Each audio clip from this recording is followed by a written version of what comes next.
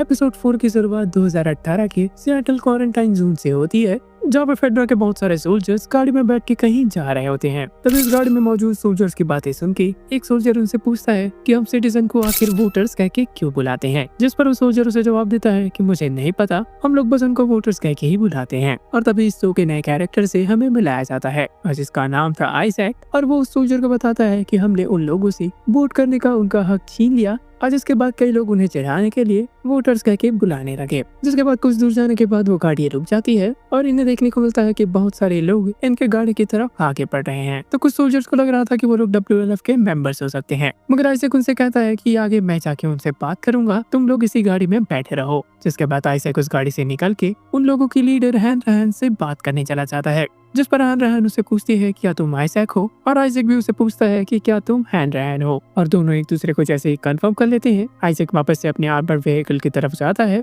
और जाते जाते ग्रेनेड्स के पेन निकाल के उसे अंदर फेंक देता है, जिससे अंदर बैठे सोल्जर्स वहीं पे मारे जाते हैं। और इस गाड़ी का ड्राइवर जो कि जिंदा बच जाता है, उसे आइजैक अपनी गन से शूट कर देता है। सामने खड़ा एक और सोल्जर समझ नहीं पा रहा था कि आखिरकार यहाँ पे चल क्या रहा है। जिसके बाद आइजैक हैन रहन से हाथ मिलाता है और हैन रहन उसे कहती है कि अब तुम हमारे ग्रुप का हिस्सा हो। जिसके बाद आइजैक उस कंफ्यूज सोल्जर से कहता है कि पहले तुम अच्छी तरीके से सोच लो, उसके बाद कोई डिसीजन लो। जिसके बाद कहानी वापस से प्रेजेंट टाइम में शिफ्ट होती है, जहाँ पे एली और डीना अपनी जरूरतों का सामान ढूंढने के लिए आसपास के घरों में तलाशी ले रही होती है। तभी डीना को बहुत सारी मेडिसिन और कुछ प्रेगनेंसी टेस्ट किट्स मिलते हैं और यही बेस शो का the last of us 2 game से एक बड़ा कनेक्शन देखने को मिलता है, जिसमें इस एपिसोड का नाम है डे 1 और लास्ट ऑफ अस 2 गेम में हमने एली के बचने वाले आर्क को 3 दिनों के इवेंट में देखा है। इसका मतलब शो भी डे 3 तक के इवेंट्स को फॉलो करेगा, बिल्कुल गेम की तरह। जिसके बाद जब ये लोग सिएटल सिटी के बीच से होकर जा रहे होते हैं, तब इन्हें रास्ते में कुछ डेड बॉडीज जो कि बहुत पहले ही मर चुके थे और एक टैंक देखने को मिलता है,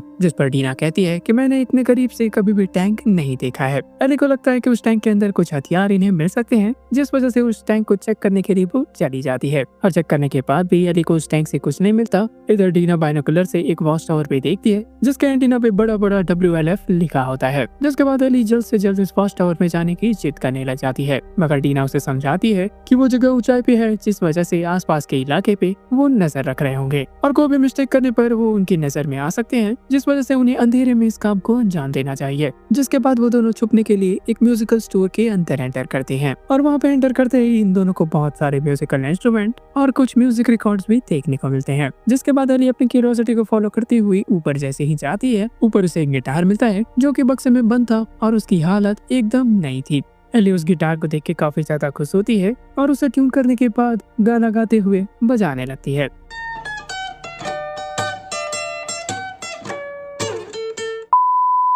जिसे सुन के डीना भी वहाँ पहुँच जाती है और पास में ही बैठ के वो भी एली की सिंगिंग एंजॉय करने लगती है। देखते ही देखते डीना एली की सिंगिंग से काफी ज्यादा इमोशनल हो चुकी होती है और वो एली की सिंगिंग और गिटार स्किल की तारीफ करने लग जाती है, जिस पर एली उसे कहती है कि जो ने उसे ये सारी चीज सिखाई थी। जिसके बाद स्टोरी आइजैक पे शिफ्ट होती है, जो कि गैस ऑन करके कॉपर के बर्तन को गर्म करते हुए किसी आदमी को बता रहा था। जब वो यंग था तो एक लड़की को वो पसंद करता था, मगर उससे बात करने में वो काफी ज्यादा हिचकिचाता था, जिस वजह से वो उसे खुश करने के लिए उसके लिए एक खाना बनाया करता था। इसके दूसरे सीन में हमें दिखाया जाता है कि आइजैक ने एक कार मेंबर को जंजीरों से बांध के रखा हुआ है, साथ ही साथ उसे टॉर्चर करके उससे जानने की कोशिश कर रहा है कि इस कार का नेक्स्ट अटैक कहाँ पे होने वाला है। जिस पर उस कार मेंबर कहता है कि हमें सेराफेट्स कहते हैं, ना कि स्कार। इसके साथ ही वो स्कार के प्लान्स के बारे में कुछ भी आइजैक को बताने से मना कर देता है और तब आइजैक उसका ऊपर के गर्म हुए बर्तन को उस कार मेंबर्स के हाथों पे रख देता है। और यहीं पे हमें दिखाया जाता है कि स्कार और WLF के बीच काफी पुरानी दुश्मनी चलती आ रही है। कभी स्कार ने WLF के मेंबर्स को मारा तो कभी WLF ने स्कार के मेंबर्स को मार दिया। और गेम में दुश्मनी तब स्टार्ट होती है जब WLF के कोई मेंबर्स ने स्कार कम्युनिटी के प्रॉफिट को मार दिया, जिससे स्कार कम्युनिटी पूरी तरीके से WLF के खिलाफ हो गई। और तब से लेकर अब तक इन दोनों ग्रुप के बीच बार बार और बहुत सारी लड़ाइयाँ चलती आ रही है। आइजैक उसे एक बार और पूछता है कि स्कार का नेक्स्ट अटैक कहाँ पे होने वाला है, जिस पर वो स्कार मेंबर अपने दूसरे हाथ को भी टॉर्चर के लिए आगे बढ़ा देता है, मगर वो आइजैक को कुछ भी नहीं बताता, जिससे गुस्से में आकर आइजैक उस आदमी को शूट कर देता है। इधर रात होते ही मौका देख के एली और डीना खिड़की से होते हुए उस टावर के अंदर चले जाते हैं। आगे जाने पर उन्हें बहुत सारे WLF के सोल्जर्स के अंदर एरो घुसे हुए दिखाई देते हैं और जब वो दोनों वॉच टावर के सेंटर में पहुंचते हैं तब वो देख के दंग रह जाते हैं हैं कि वहाँ पे मौजूद जितने भी WLF के सोल्जर्स थे उन्हें फांसी पे लटका के उनकी अतड़ियां बाहर निकाल दी गई थी। तो दीवार पे लिखे हुए मैसेज को पढ़कर एली समझ जाती है तो उस जंगल में जिस ग्रुप की लाश इन्हें मिली थी असल में उन्हीं लोगों ने ये सारा कांड किया हुआ है। तभी वहाँ पे मरे हुए एक सोल्जर की वॉकी टॉकी बजने लग जाती है और इन दोनों को समझ आ जाता है कि जल्द ही यहाँ पे बैकअप पहुँचने वाला होगा। और ठीक ऐसा ही होता है, बैकअप वहाँ पे फौरन पहुँच जाती है, जिससे एली और डीना किसी तरीके से छुपते छुपाते ऊपर की तरफ चले जाते हैं। मगर एक सोल्जर ऊपर की तरफ भी चेक करने के लिए पहुँच जाता है और मौका देख के एली उस पर अटैक कर देती है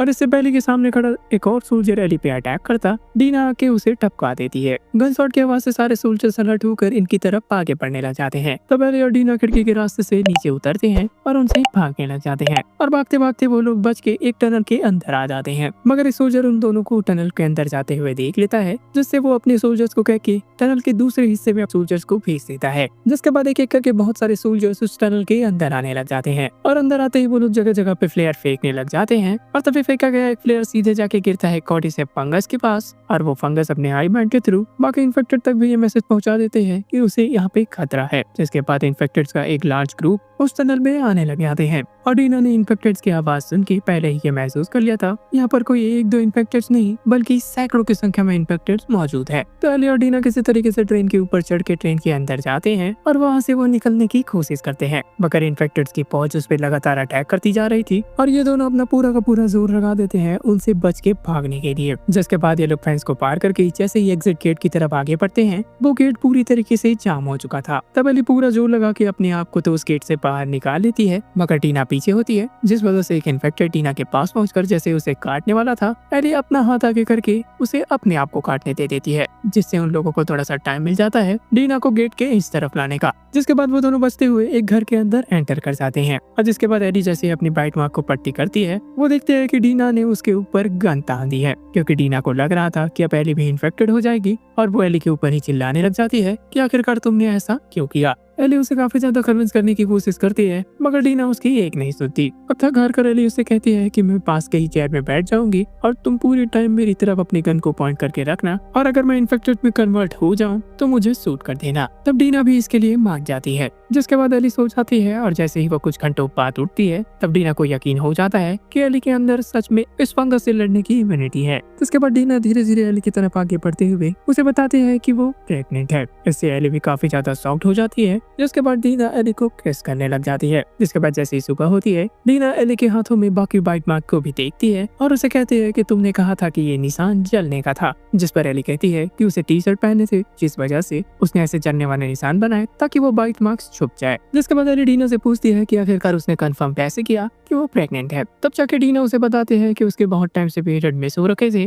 जिस वजह से जैसे उसने प्रेगनेंसी टेस्ट किट का यूज किया उसे पॉजिटिव साइन मिला कि वो प्रेग्नेंट है और उसने 100% श्योर होने के लिए लगातार एक के बाद एक 4 टेस्ट कर डाले और सारे के रिजल्ट उसे पॉजिटिव मिले। जिसके बाद एली डीना के टांग खींचते हुए उसे पूछती है कि बच्चा जेसिका ही तो है, जिस पर डीना भी उसे कंफर्मेशन देती है कि हाँ जेसिका ही है। जिसके बाद एली काफी ज्यादा खुश हो जाती है कि अब ये तीनों उस बच्चे के पेरेंट्स होंगे और उनकी बातें आगे कंटिन्यू होती है। इससे पहले कि कुछ धमाके की आवाज इन्हें आने लगती है, साथ ही साथ वॉकी टॉकी भी बजने लग जाता है जिसमें कहा जा रहा होता है कि वो लोग जख्मियों को लेक हिल नाम की जगह पे ले जा रहे हैं। जिसके बाद वो लोग उस घर के छत पे चले जाते हैं और जिसके बाद शहर का नजारा देख के लोग दंग रह जाते हैं, क्योंकि शहर में बहुत सारी जगहों पे ब्लास्ट हो रखे थे। जिसके बाद टीना मैप के सहारे उस लेक हिल नाम के बिल्डिंग का पता लगाती है। तो फाइनली एली को पता था कि उसे एबी कहाँ पे मिलने वाली है, जिस वजह से वो डीना से कहती है कि तुम्हें मेरे साथ आने की जरूरत नहीं, तुम मेरे आते तक यहाँ पे रुक सकती हो। मगर एली के कहने का डीना पे कोई असर नहीं पड़ता और वो चाहे कुछ भी हो एली के साथ ही जाना चाहती है। डीना के कहती है कि हम दोनों एक साथ यहाँ तक आए हैं और एक ही साथ इस मिशन को अंजाम देंगे